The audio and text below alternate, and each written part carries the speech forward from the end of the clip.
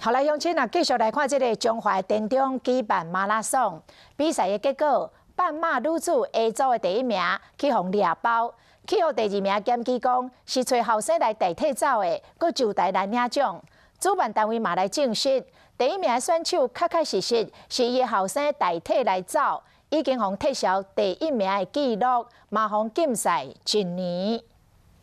中华田中马拉松特别举行，补给站有提供汤仔鸡、牛排甲烘猪仔囝，有16000多人报名参加。比赛结果，半马女子组第一名是编号2958这位黄小姐上台领奖。也无偌久，就有人发现讲，伊根本就无落场去比赛，是找人代替走的。 当天上台的时候，只是觉得说，旁边这位小姐，我好像在跑22公里的这一段路程上都没有看到她。苏小姐是半马女子 A 组第2名，参加过真济马拉松比赛，领奖的时候感觉第一名这个成绩有问题。她怎么只跟我差那么一点点的时间，然后大概差1秒的时间，但是我根本在那个跑步的时候，就是进终点的时候，根本没有看到她。 苏小姐调出赛队监视器，发现讲走到终点的这位查甫跑者，身躯编号嘛是2985，跟领奖黄小姐同款。发现讲第一名是头一步的。有向大会来致歉啦，哈，那也说明说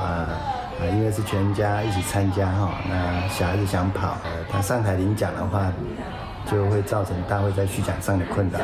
主办单位讲，姓黄的选手虽然讲是找后生代替走的，因为男女半马是做伙走，第一时间才无被发现，已经将姓黄的选手第一名取消更正，禁赛1年，奖牌甲奖品嘛要收回来。主办单位强调讲，比赛时每位选手身躯拢有佩戴电子晶片，虽然无法度分辨伊的身份，也过每一个赛道拢有录影的记录，人面的辨识嘛开放查询，所以只要若头一步，一定会被发现。